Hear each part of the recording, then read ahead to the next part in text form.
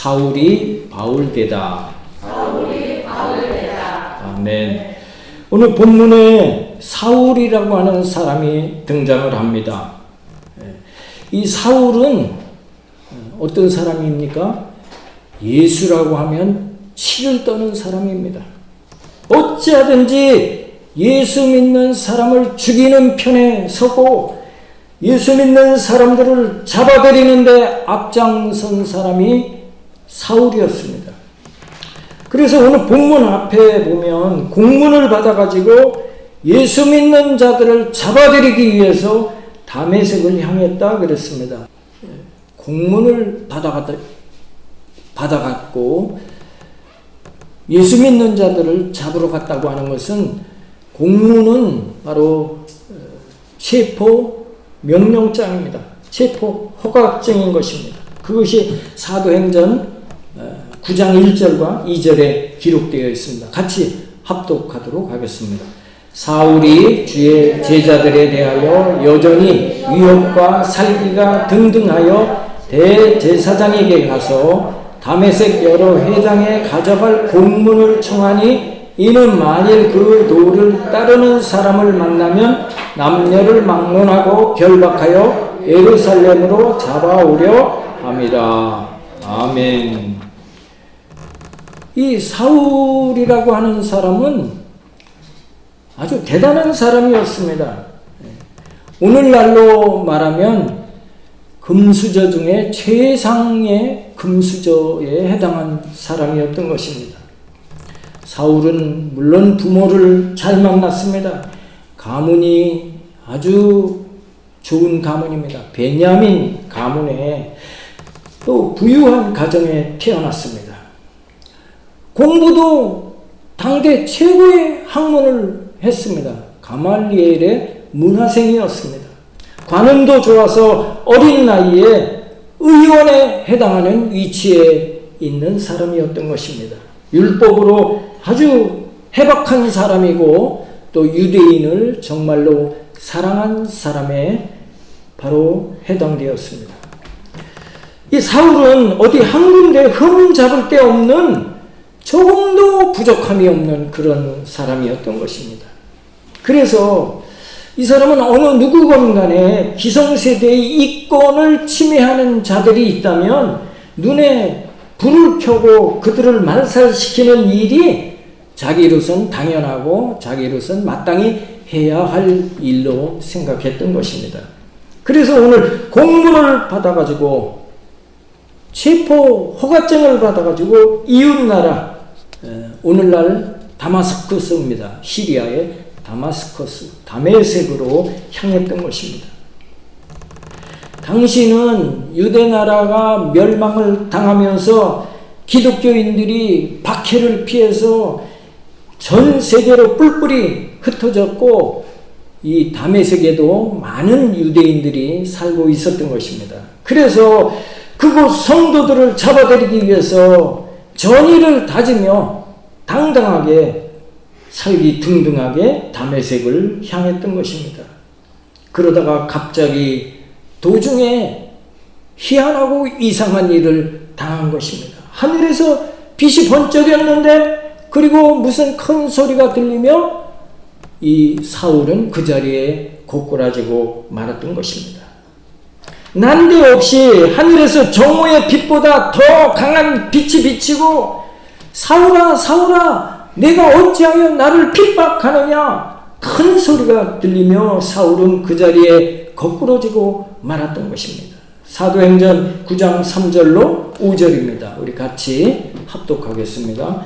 사울이 길을 가다가 다메섹에 가까이 이르더니 호련히 하늘로부터 빛이 그를 둘러 비추는지라 땅에 엎드려져 들음에 소리가 있어 이르시되 사울아 사울아 네가 어찌하여 나를 박해하느냐 하시거늘 대답하되 주여 니시오니까 이르시되 나는 내가 박해하는 예수라. 사울이 갑자기 강한 빛에 거꾸러지고 눈이 멀어서 앞이 보이지 않게 되어졌던 것입니다. 하늘에서 큰 소리가 들렸습니다. 사울아 사울아 내가 어찌하여 나를 박해하느냐. 사울이 엎드린 채로 네 시오니까 하고 물었을 때 들려오는 대답이 나는 내가 박해하는 예수라 대답이 들렸습니다. 사실 사울은 직접 예수님을 핍박한 것이 아니고 예수 믿는 사람들을 핍박한 것인데 하나님께서는 나는 네가 박해하는 예수라 말씀하고 계신 것입니다. 이것은 무엇을 말합니까? 예수 믿는 사람을 핍박하고 예수 믿는 것을 방해하면 그것이 바로 예수님을 박해하는 일이 된다고 하는 것입니다. 사울은 그렇기에 예수 믿는 사람들을 핍박했을지언정 예수님을 박해하지 아니하였지만 그것이 결국 예수님을 박해하는 일이었던 것입니다.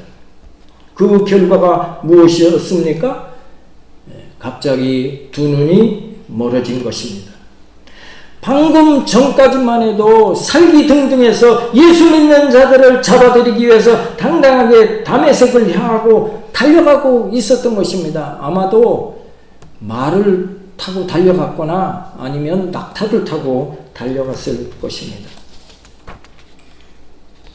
갑자기 거꾸러지고 앞을 보지 못하게 된 것입니다. 사도행전 9장 8절로 9절을 우리 같이 합독하도록 하겠습니다. 사울이 땅에서 일어나 눈은 떴으나 아무것도 보지 못하고 사람의 손에 끌려 다메섹으로 들어가서 사흘 동안 보지 못하고 먹지도 마시지도 아니하니라. 아멘. 졸지에 사울은 장님이 되어서 사람들의 손에 인도함을 받아야 했습니다. 사람들의 손에 이끌려서 다메섹을 들어갔다 그랬습니다. 얼마나 충격을 받았겠습니까?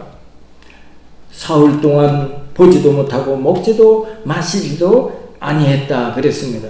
왜 먹지도 마시지도 아니했을까요? 그거 11절에 보니까 사흘 동안 보지 못하고 먹지도 마시지도 아니하는 것은 사울이 3일 동안 기도한 것이라 그렇게 기록되어 있는 것입니다.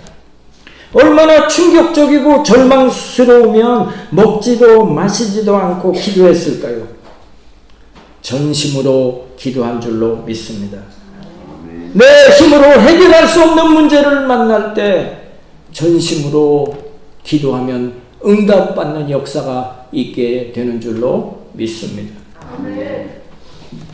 답답하고 너무나 놀라우니까 너무나 충격적이니까 주여 이 눈이 보이게 해 주옵소서 간절히 금식하면서 기도한 것입니다. 그러면서 무엇보다도 예수 믿는 자들을 핍박했던 것을 아마 생각하면서 회개하며 기도했을 것입니다. 오늘 이 사울이 장님이 된 것은 바로 하나님의 부르심인 줄로 믿습니다. 예수님의 부르심이었던 것입니다. 이미 갈라디아서 1장 13절과 15절에 보면 하나님께서 그 사울이 어머니의 태에 이미 택정함을 받았다고 그렇게 기록하고 있는 것입니다. 갈라디아서 1장 13절, 14절, 15절 같이 합독하겠습니다.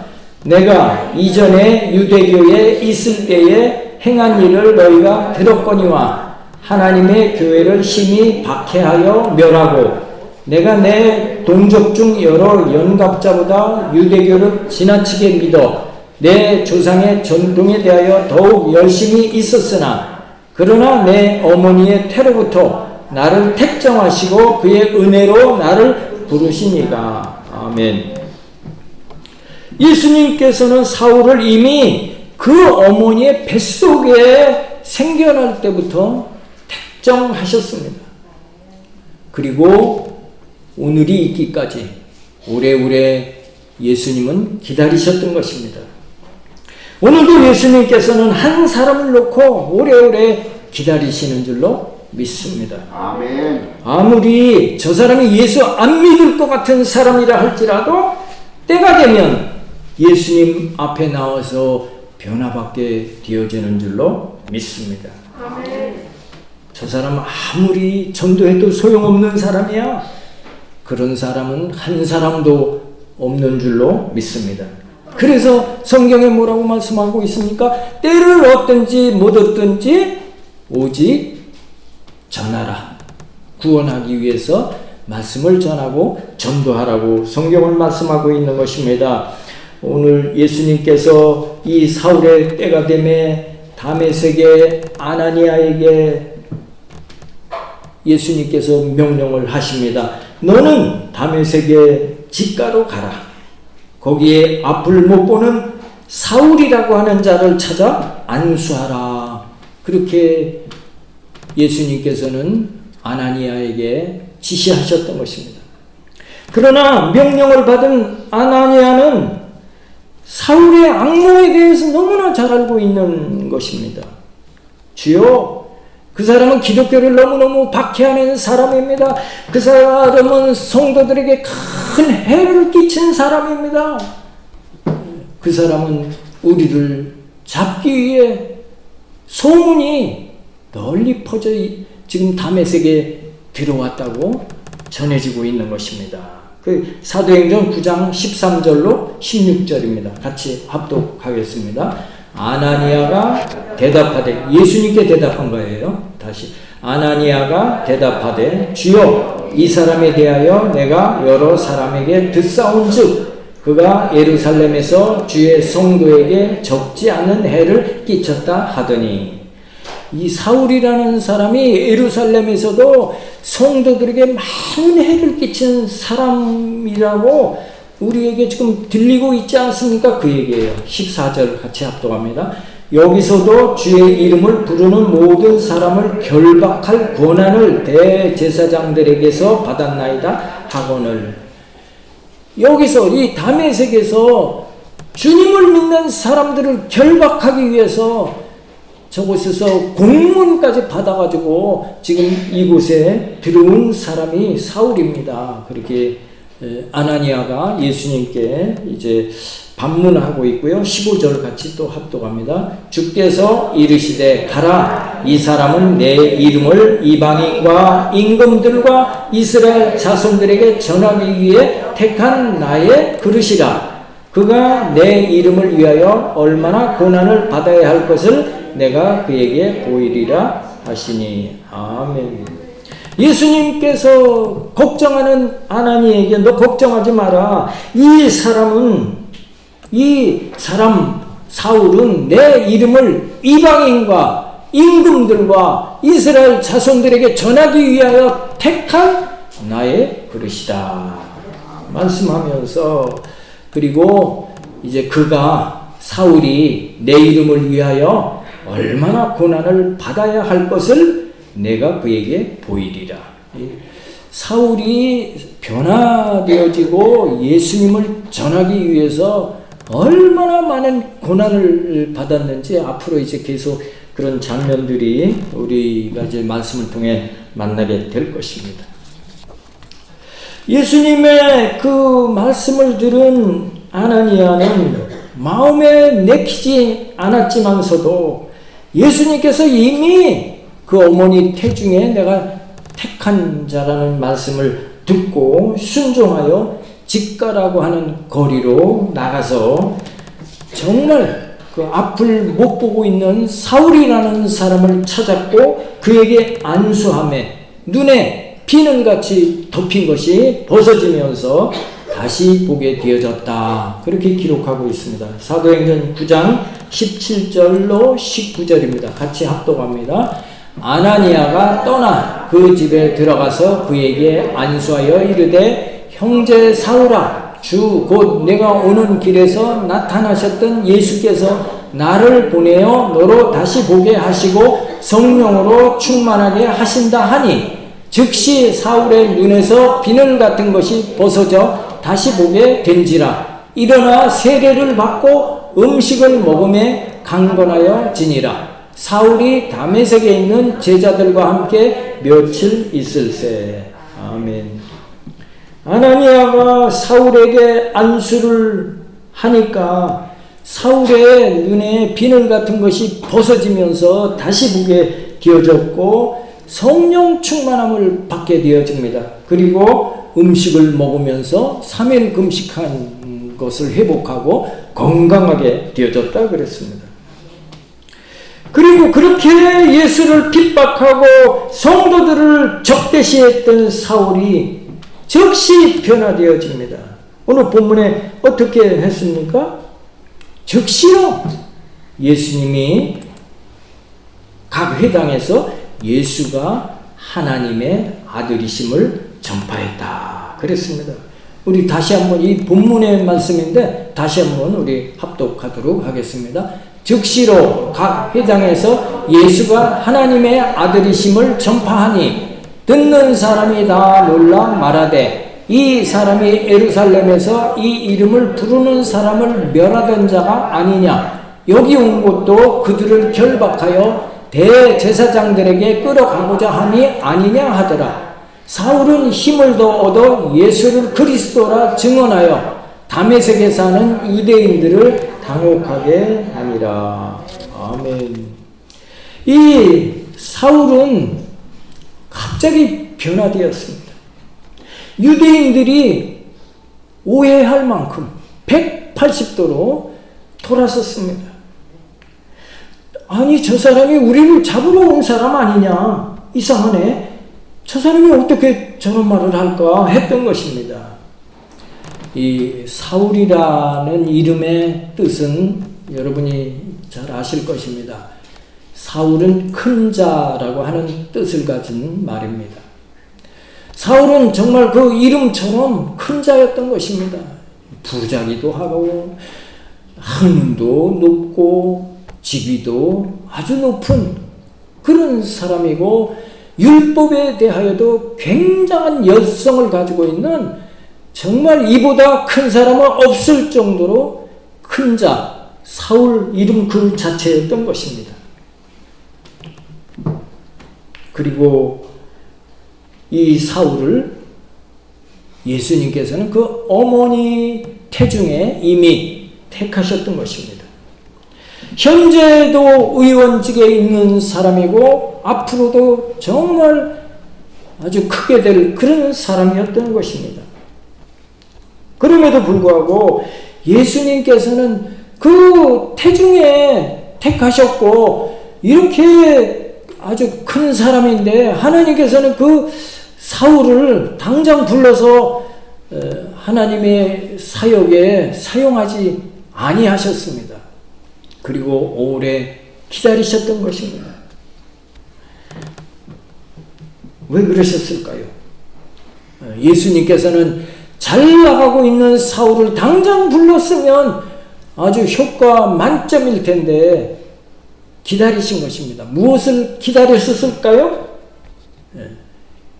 사울을 깨기 위해서 사울이 깨어진 사람이 되기를 기다린 줄로 믿습니다. 아멘. 사울이 졸지에 장님이 되니 얼마나 큰 충격을 받았습니까? 앞을 못 보니 이제 우리 가문이 지금까지는 굉장히 자랑스러운 가문인데 눈이 멀고 나니까 그런 거 이제 무슨 소용이 있습니까? 집에 아무리 돈을 쌓아놓고 있다 한들 그것이 무슨 낙이 되겠습니까? 그리고 젊은 나이에 의원직이라고 하는 높은 직위를 갖고 있는 것이 이것이 무슨 자랑거리가 되겠습니까? 사울에게는 절망입니다. 절망뿐이 없습니다. 더욱이 사울이 생각할 때 자기 눈이 멀은 것, 왜 멀은 거 알고 있습니다. 나는 내가 핍박하는 예수라. 그 핍박하던 예수님께서 직접 자기를 대하여서 이 징계하고 계신 것을 지금 깨달으면서 사실 얼마나 가슴에 큰 충격을 받고 있겠습니까?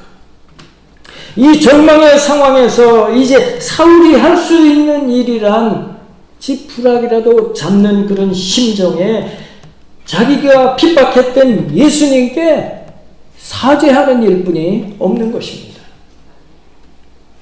이 절망의 상황에서 사울이 할 수 있는 일은 예수님 앞에 무릎 꿇는 일뿐이었던 것입니다. 주여 용서해 주옵소서 하면서 사울은 철저히 3일 동안 금식하며 회개했던 것입니다. 주여 주님을 거부하고 믿는 자들을 핍박했던 것을 용서해 주시옵소서 하고 기도했습니다. 사울은 철저히 회개하면서 깨어졌습니다. 주여 저의 죄를 어떻게 할까요? 저를 용서해 주옵소서. 저는 죄인입니다.